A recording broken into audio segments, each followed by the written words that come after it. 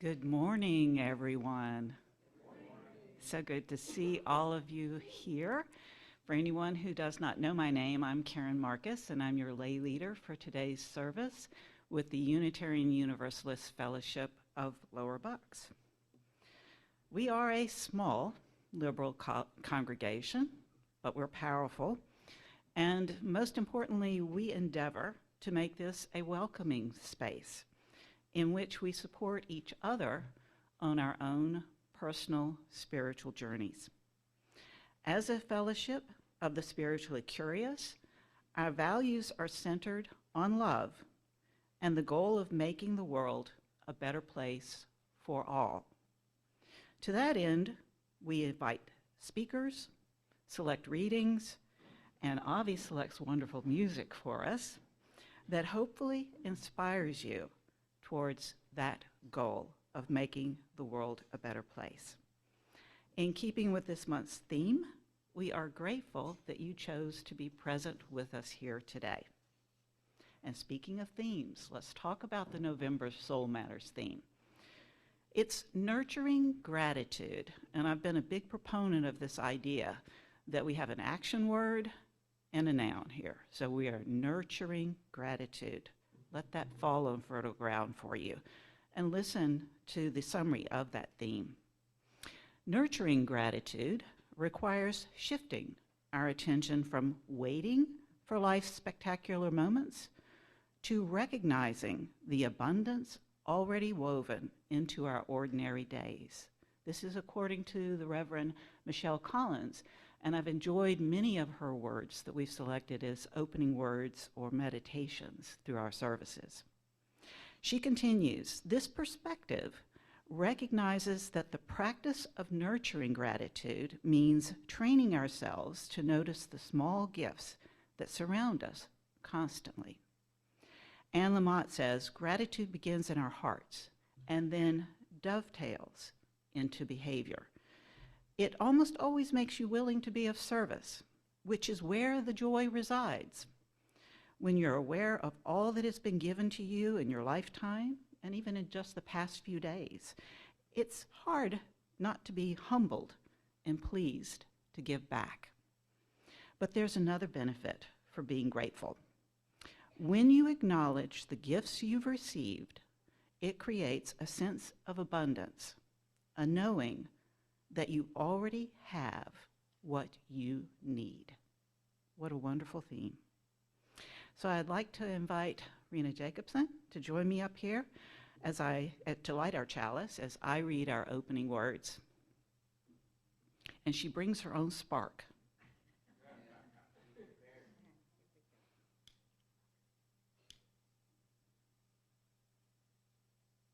Well done. Rejoice. Rejoice with full hearts, beloved people of blessing. Rejoice. May this time of worship celebrate what we know at our core. Blessings are real and ours to claim and radiate. Blessings are abundant and ours to revel in and pass along. Blessings are transformational and ours to be challenged by as we grow towards the faith we know we can be. Rejoice. Thank you, Rena. So our favorite part of the service is always our music, and Avi has shaken things up a little bit and selected a hymn for our musical prelude, hymn 128, For All That Is Our Life. Yes, we will begin and end with hymns today. And you will find it on the screen. Feel free to sing along. And for those of you on our Zoom, please join in with us as you are able to. We won't be able to hear you, but I'm sure you'll sound beautiful. So for everybody else here, if you so feel the Spirit, please rise in body or spirit, and let us all join in song together, warming us up, getting us ready for our service.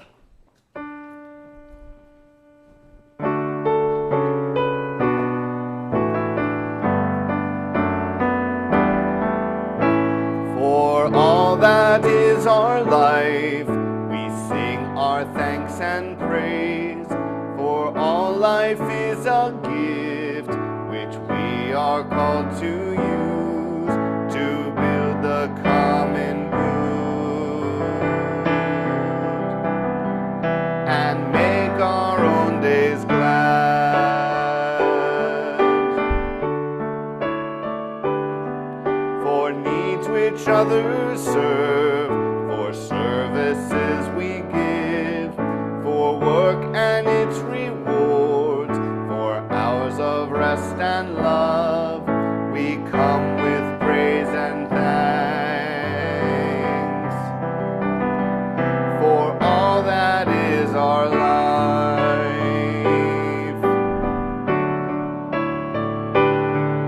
For sorrow we must bear, for failures, pain, and loss, for each new thing we learn, for fearful hours that pass, we come with praise and thanks for all that is our life.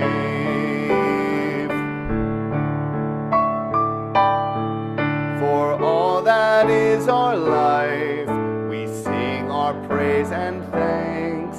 For all life is a gift which we are called to use to build the common good and make our own days glad.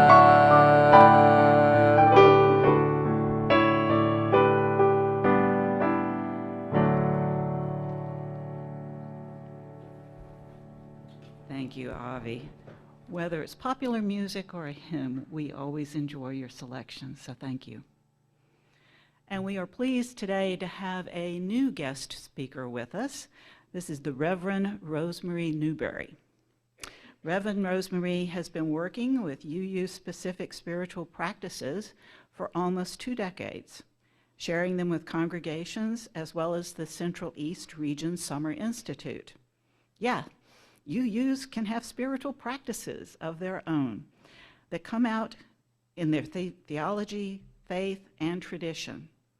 Reverend Newberry, now retired, has served congregations in New Jersey, New York, and Ohio, and she has also served as a hospice chaplain and chaplain for adults with developmental disabilities. She lives in the New Jersey Shore, and today's sermon title is Gratitude as Spiritual Practice, and she provides this little summary. A gratitude practice is one of 5 UU spiritual practices that were initially developed by Rev Dr Kendyl Gibbons. Why gratitude? Well, let's explore together how gratitude is a deep part of our faith and how we can grow our souls with a gratitude practice. And so it's my pleasure to introduce to you Reverend Rosemarie Newberry, who will bring us our message for all ages.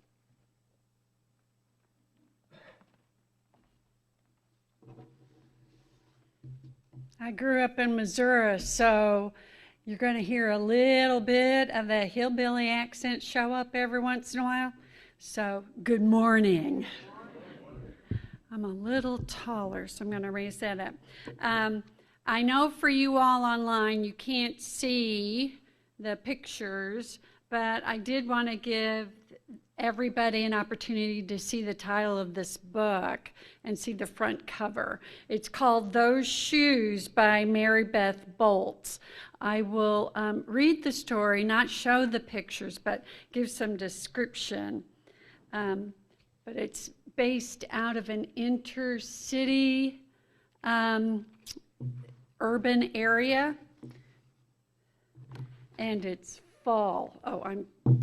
I read stories from I'm in an AmeriCorps program called Reading Buddies, and I read stories to kindergartners and first graders every week, so I'm used to showing the pictures.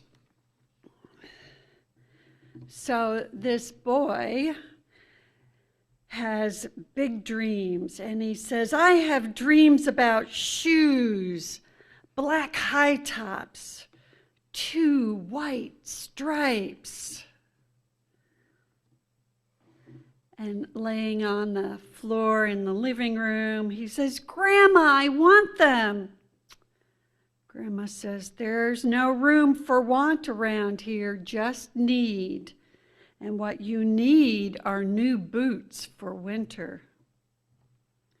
Now at school, Brandon T comes in and he's got those shoes. He says that he's the fastest runner now. Not me. I always the fastest runner before those shoes came along. Later that day at school, Nate comes in, those shoes. Antonio and I count how many times Nate goes to the bathroom. 7 times in one day, just so he can walk up and down the hall real slow, showing off those shoes. And while in line at the cafeteria, Alan and Terrence all have a new pair of those shoes. Then one day in the middle of kickball, one of my shoes just falls apart. "Looks like you could use a new pair, Jeremy," said Mr. Alfrey. He's the guidance counselor. Now he brings out a box of shoes and other stuff he has hidden away for kids that might need things. And he helps me find the only shoes that are my size. Velcro. Like ones my little baby cousin wears. They have an animal on them from a cartoon. I don't think that a cartoon that no kid ever watched. When I come back to the classroom, Alan takes one look at those Mr. Alfrey shoes and he laughs, and so does Terrence and Brandon T. and everyone else. The only kid not laughing is Antonio. At home, Grandma says, "Well, how kind of Mr. Alfrey." I nod and turn my back. I'm not going to cry about dumb shoes. But when writing my spelling words later, every word looks like the word shoes, and the grip on my pencil is so tight that I think the pencil might bust. On Saturday, Grandma says, "Let's check out those shoes you're wanting so much. I got a little bit of money set aside. Might be enough, you never know." And at the shoe store, Grandma turns those shoes over to see on the underside, to check out the price. And when she sees it, she sits down heavy. "Maybe they wrote it down wrong," I said, and Grandma shakes her head. And then I remember the thrift stores. What if there's some rich kid who outgrew his or got 2 pairs for Christmas? I had to give one away. So we ride the bus to the thrift shop. Black cowboy boots, pink slippers, sandals, high heels, every kind of shoes except the ones I want. We ride the bus to the second thrift shop. Not a pair of shoes in sight. But around the corner is the third thrift shop, and I can see something in the window. Black shoes with 2 white stripes, high tops, perfect shape, $2.50. Those shoes! Oh, my heart is pounding as hard as I can take off my shoes and hitch up my baggy socks. "How exciting," says Grandma. "What size are they?" I shove my foot into the first shoe, curling my toes to get my heel in. "I don't know, but I think they fit." Grandma kneels on the floor and feels my toes at the end of the shoe. "Oh, Jeremy," she says, "I can't spend good money on shoes that don't fit." but I pull the other shoe on and I try to walk around. "They're okay," I say, holding my breath and praying that my shoes will that my toes won't fall off right there and then. And my toes don't fall off. So we buy them anyway, and I buy them with my own money, and I squeeze them on and limp to the bus stop. Oh, at home a few days later, Grandma puts a new pair of snow boots in my closet and doesn't say a word about my 2 big feet shuffling around in my 2 small shoes. "Sometimes shoes stretch," I say. Oh, Grandma gives me a hug. I check every day, but those shoes don't stretch. I have to wear Mr. Alfie's to school instead. One day during math, I glanced at Antonio's shoes. One of them is taped up and his feet look smaller than mine. After school, I head to the park to think. Antonio is there, and he's the only kid who didn't laugh at my Mr. Alfie shoes. So we shoot baskets. A loose piece of tape of Antonio's shoes smacks the concrete every time he jumps, and I think, I'm not going to do it. We leap off the swings, and I think, I'm not going to do it. We race from one end of the playground to the other. I'm not going to do it, I say. "Do what?" Anthony says, breathing hard. Grandma calls me for supper and invites Antonio over too, and after supper, he spies my shoes. "Well, how come you don't wear them?" Antonio asks. I shrug. My hands are sweaty. I can feel him wishing those shoes were his. That night, with the shoes set underneath my bed, I'm awake for a long time thinking about Antonio. And when morning comes, I try on those shoes one last time. Before I can change my mind, the shoes are in my coat. Snow's beginning to fall as I run across the street to Antonio's apartment. I put the shoes in the front of his door, push the doorbell, and run. At school, Antonio is smiling big in his brand new shoes. I feel happy when I look at his face and mad when I look at Mr. Alfrey's shoes. But later, when it's time for recess, something happens. Everywhere there is snow. "Leave your shoes in the hall and change into your boots," the teacher announces. Leave your shoes in the hall? It's then that I remember what I have in my backpack. New boots, new black boots that no kid has ever worn before. So standing in line to go to recess, Antonio leans forward and says, "Thanks." I smile, give him a nudge, and off we go racing in the snow.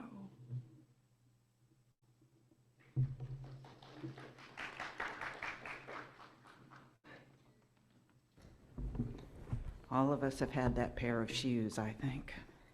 So let's sing our children off to their religious exploration class with a verse of "Go Now in Peace." Go now in peace, go now in peace. May the love of us surround you everywhere, everywhere you may go.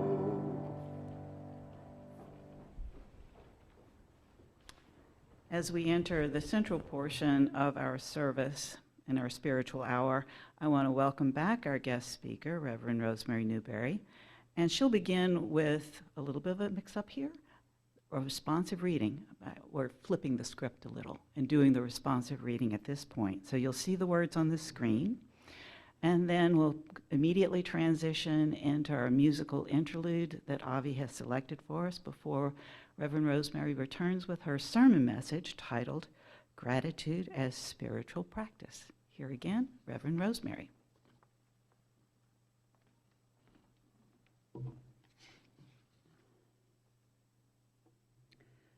So the responsive reading is by Joy Atkinson. You may stay in your seats. I know it's behind me on the screen. And I will read the first line that is in, it's in black. I didn't know if you guys could see the red. And that's what you all are going to respond back to me. All right? So it's a little participation here. The womb of stars embraces us. Remnants of their fiery furnaces pulse through our veins.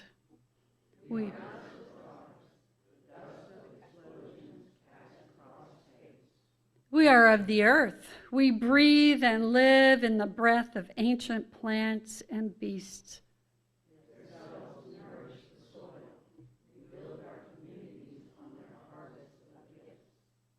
Our fingers trace the curves carved in clay and stone by forebears unknown to us. We are a part of the great circle of humanity gathered around the hearth, the altar. We gather anew this day to celebrate our common heritage.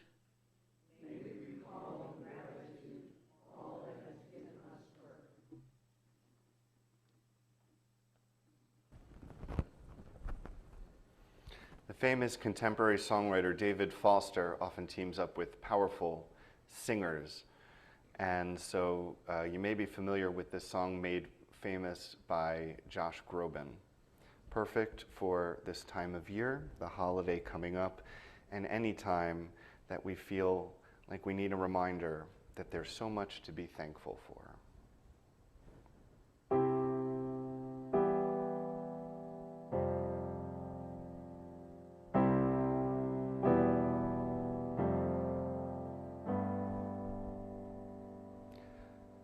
Some days we forget to look around us. Some days we can see the joy that surrounds us. So caught up inside ourselves, we take when we should give. For today we pray for what we know can be, and on this day we hope for what we still can't see. It's up to us to be the change, and even though we all can still do more, so much to be thankful for.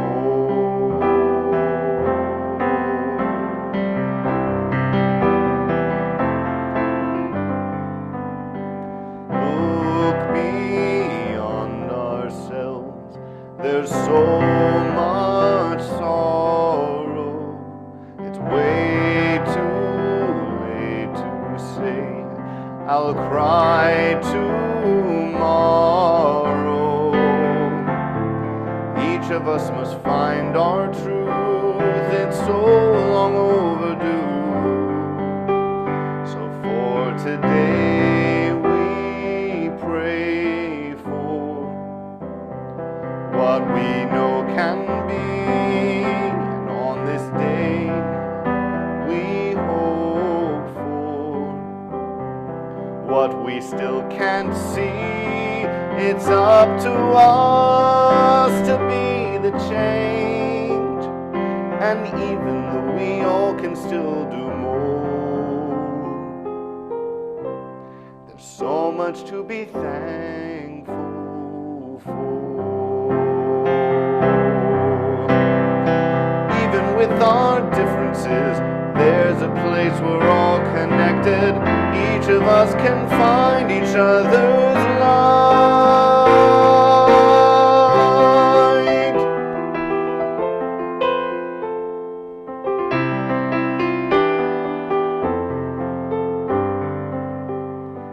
So for today, we pray for what we know can be, and on this day we hope for what we still can see. It's up to us to be the change, and even though we all can still do more,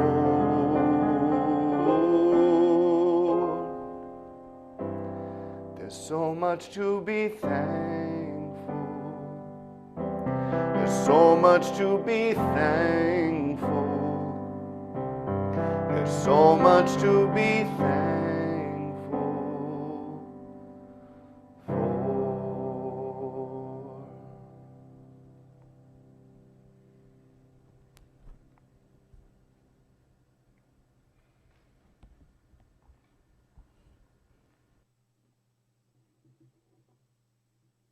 So appropriate to have gratitude as a theme for Thanksgiving.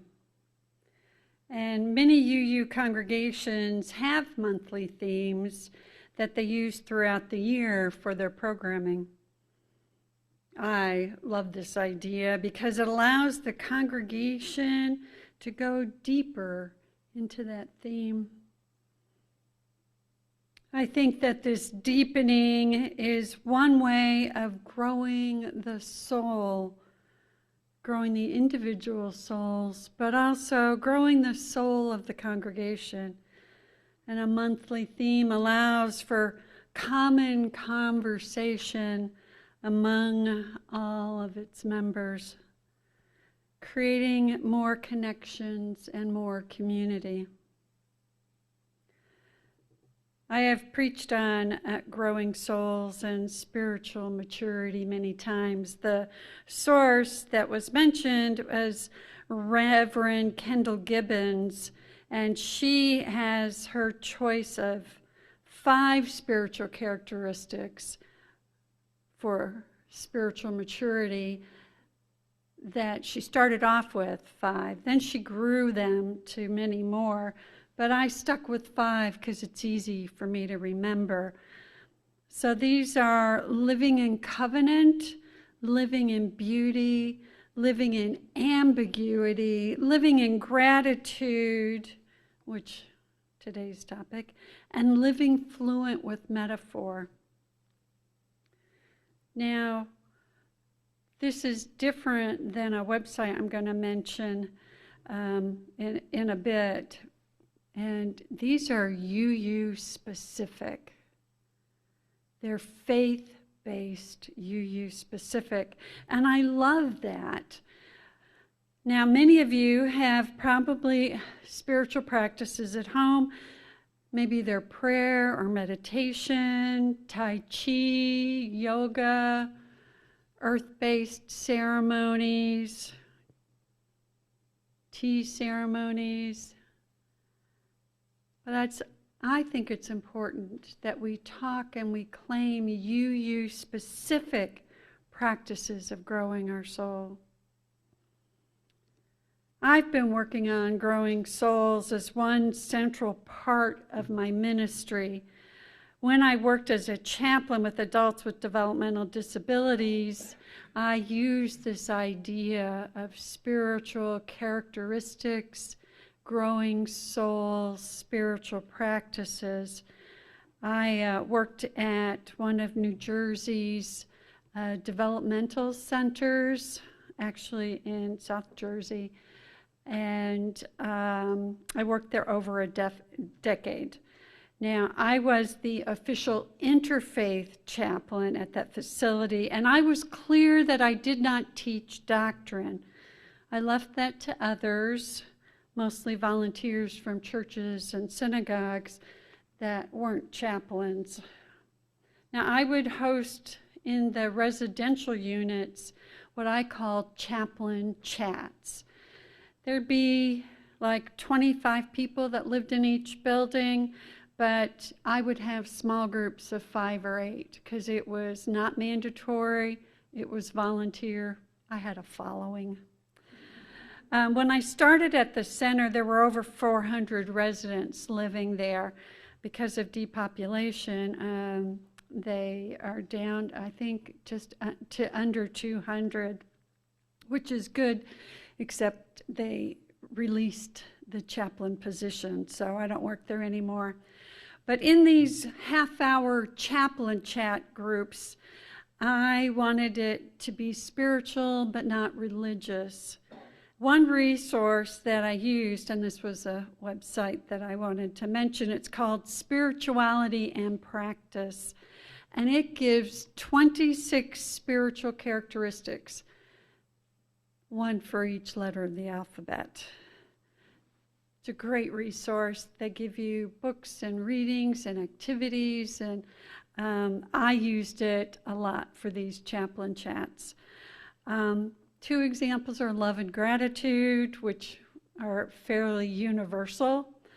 But there's other examples that I got to dig deeper, like beauty, compassion, transformation.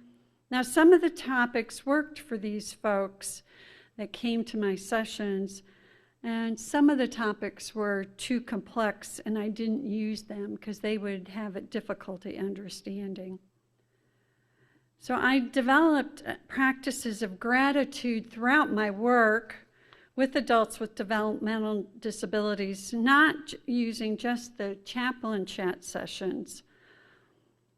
And I wanted to make sure that they had and understood and practiced gratitude as one of the themes of my ministry.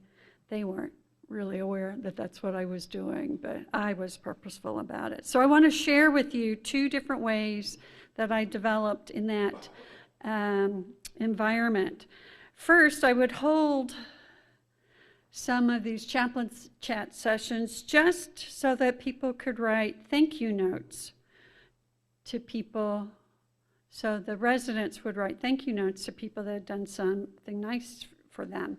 Now, not all of them could write, so they would tell me and I would write it for them. These adults have been trained to be receivers, always being served.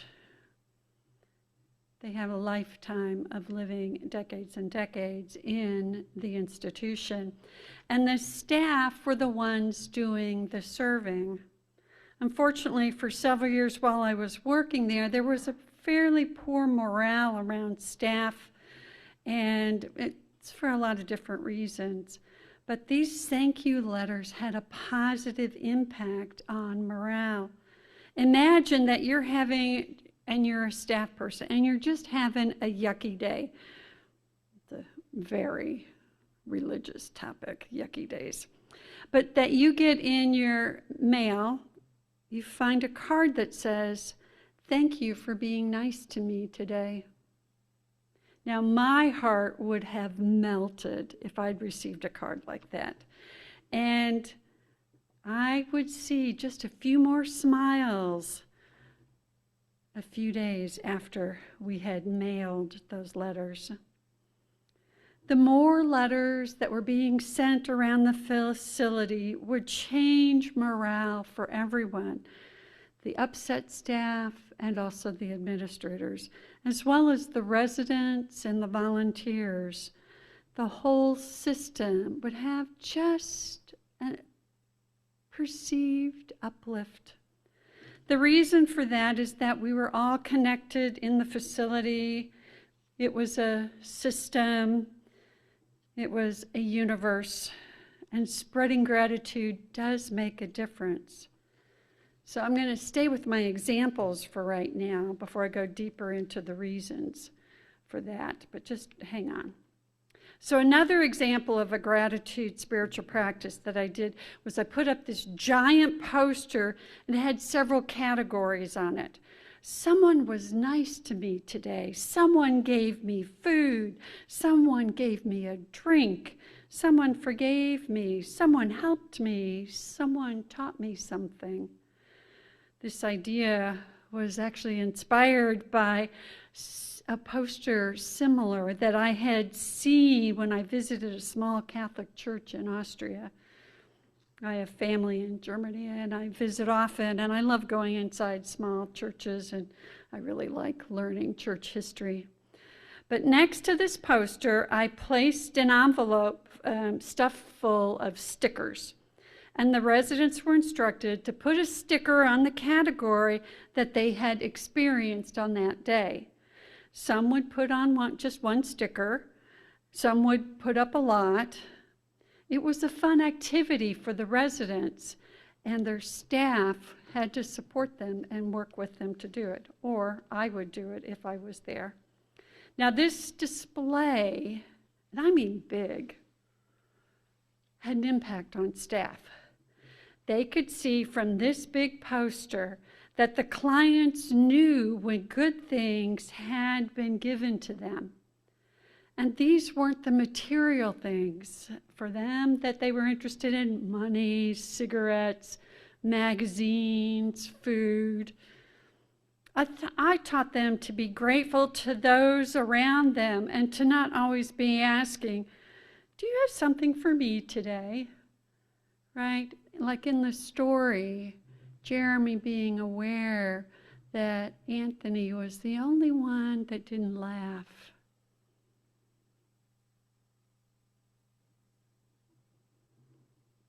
These examples show a bit of a glimpse of the waters that I swam in every day, and I wasn't changing only the individuals, but I was changing the system.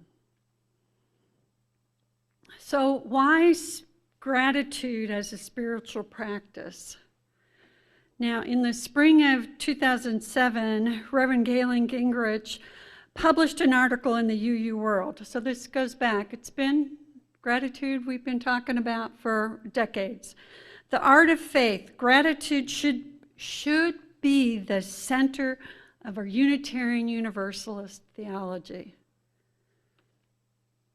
And this quote from the article: why gratitude?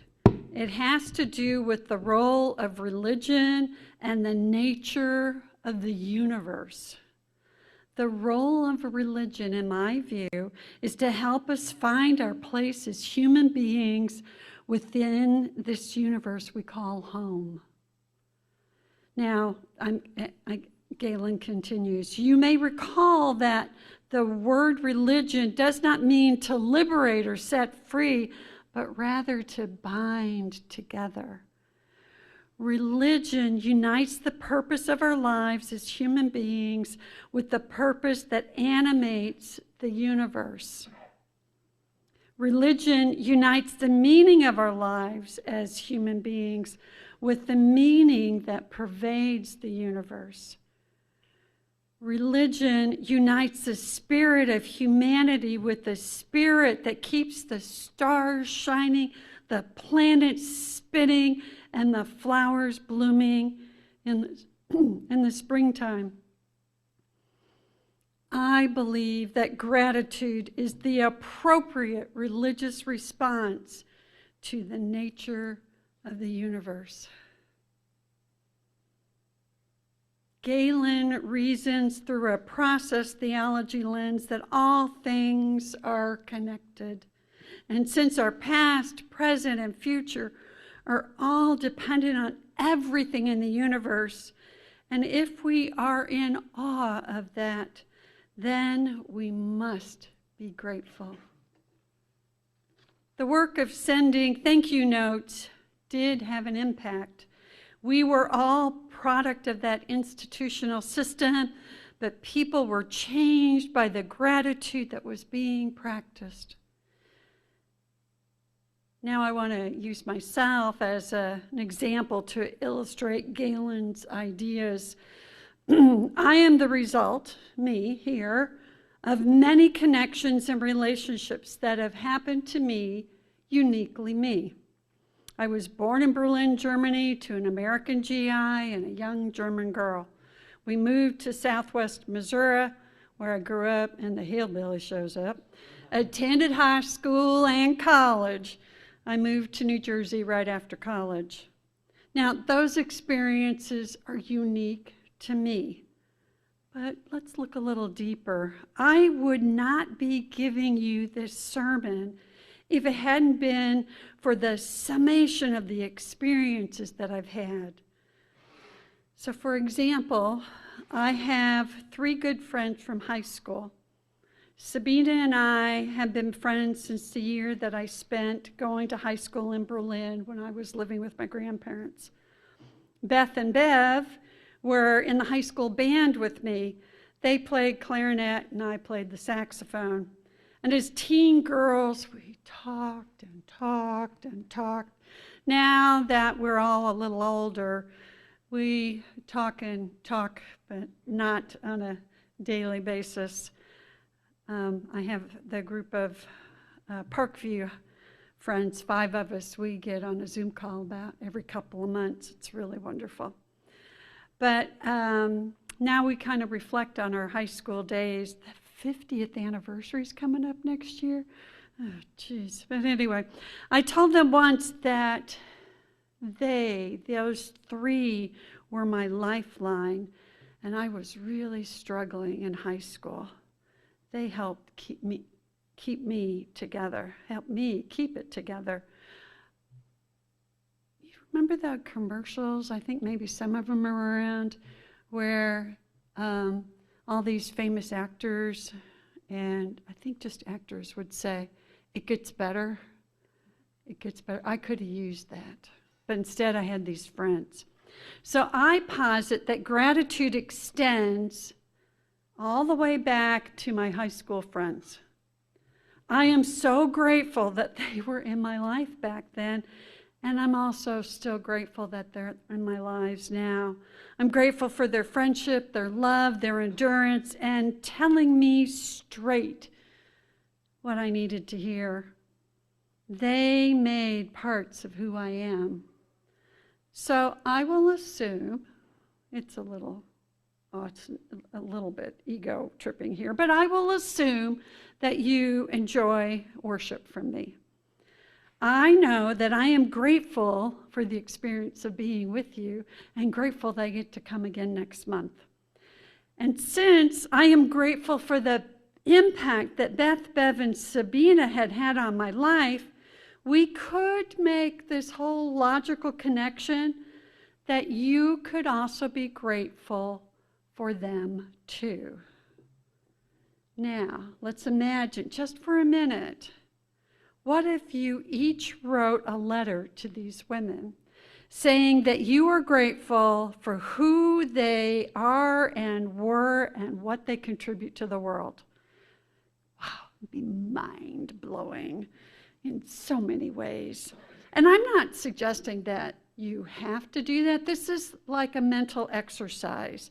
But I think it's interesting to think about gratitude for something that happened decades ago, like 50 years plus, that made me here to be with you. There are many ways to develop a practice of gratitude. It seems to be very popular now. You can get online, you can find all these different ideas. There's all kinds of research studies that have been done. Some people keep a gratitude journal. They pick a regular time and list the things that they're grateful for.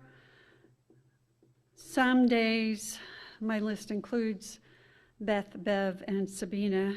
And on some days, it might be specific things for that particular day that I would include.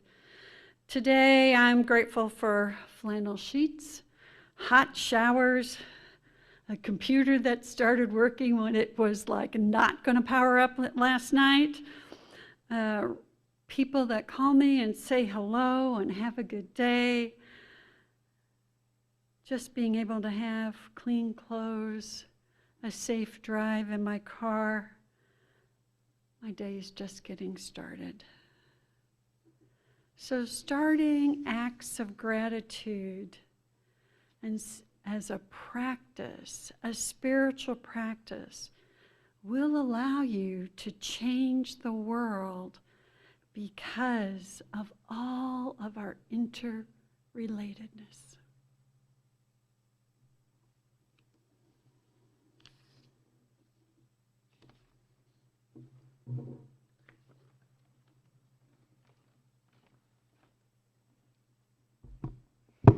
Thank you, Reverend Rosemary, for that very thoughtful and inspiring message. Now, at this time in the service, we'll have our offertory and our shared plate recipients for the month of November and December coming is AHTN. That's Advocates for the Homeless and Those in Need. As you know, they run the Code Blue program, and if you're out and about early today, you know why that's so important. It's only going to be getting colder. And it's so important that these people have places that are safe to go. They also have the Wheels to Meal, and they assist in various ways, not only transportation, emergency shelter, laundry, shower assistance, so much more. So your donation means a lot, and we are grateful for that. Please donate generously.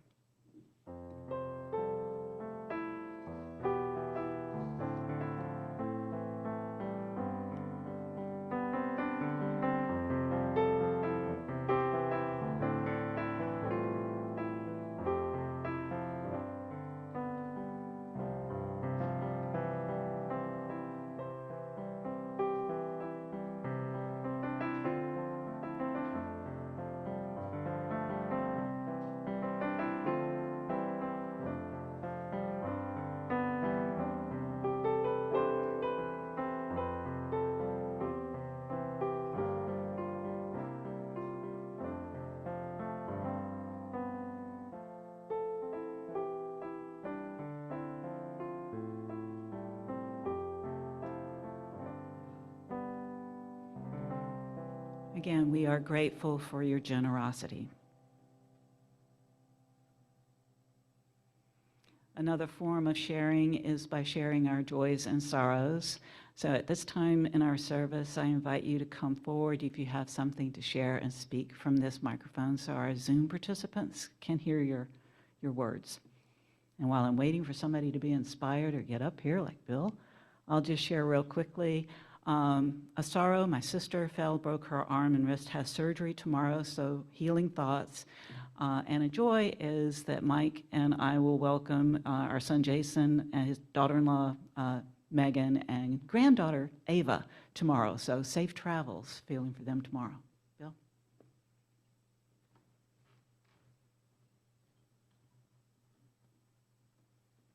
Good morning. I'm Bill Stroop, and I have two joys. The first is if you turn on Channel 6, you may get a glimpse of our granddaughter who is running in the Philadelphia Marathon. You may not get to see her, but I'm going to tell her we saw her.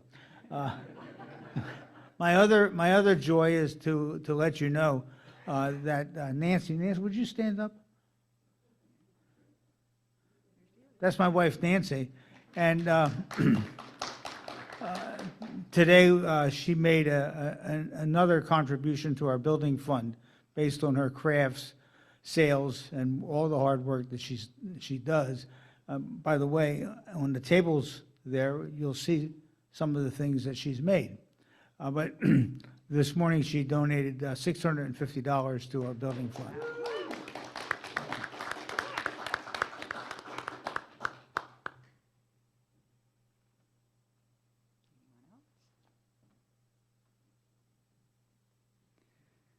So whether or not you shared today, if yours is a joy, we celebrate with you. If yours is a sorrow, feel our compassion and sympathy. And let's sing a verse of Blessed Spirit of My Life.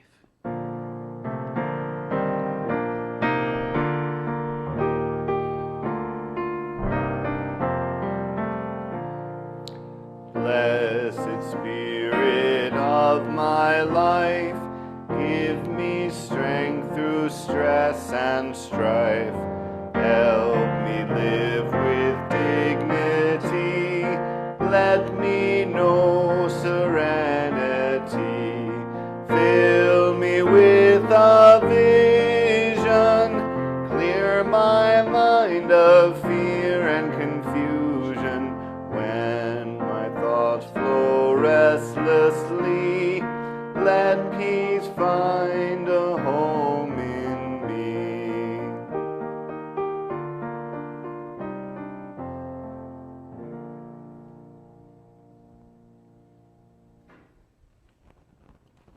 As our service draws near to the end, I invite you to join me in a meditation.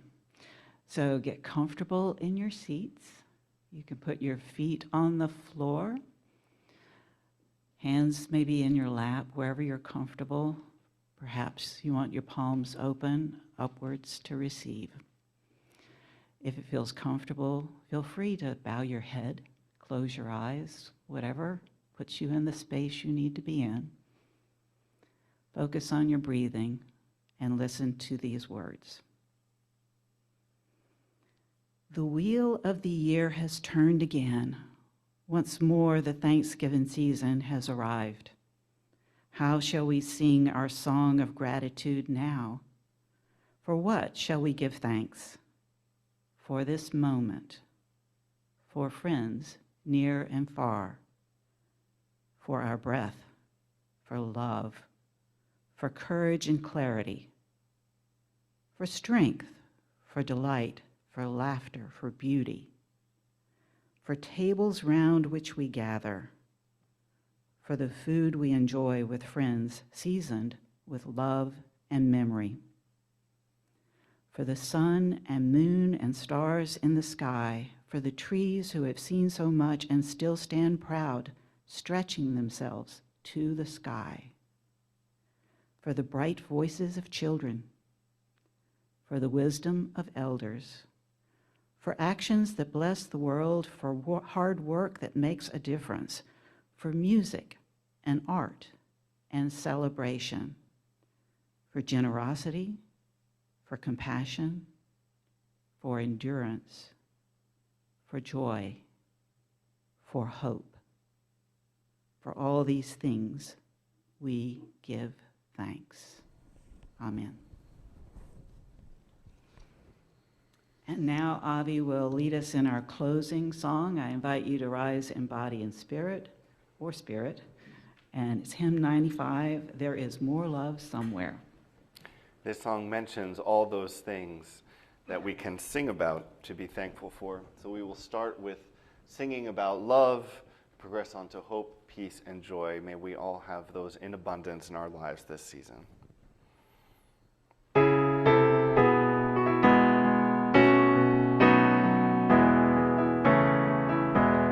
There is more love somewhere. There is more love somewhere. I'm gonna keep on till I find it. There is more love somewhere. Hope. There is more hope somewhere. There is more hope somewhere. I'm gonna keep on till I find it. There is more hope somewhere. Peace. There is more peace somewhere. There is more peace somewhere. I'm gonna keep on till I find it. There is more peace somewhere. There is joy. There is more joy somewhere. There is more joy somewhere. I'm gonna keep on till I find it. There is more joy somewhere.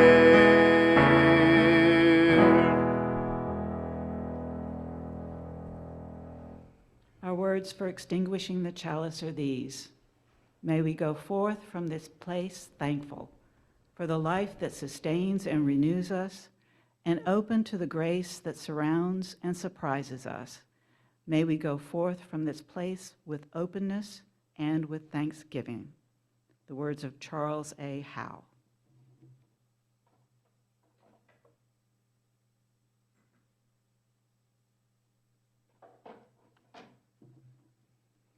Our service is now concluded.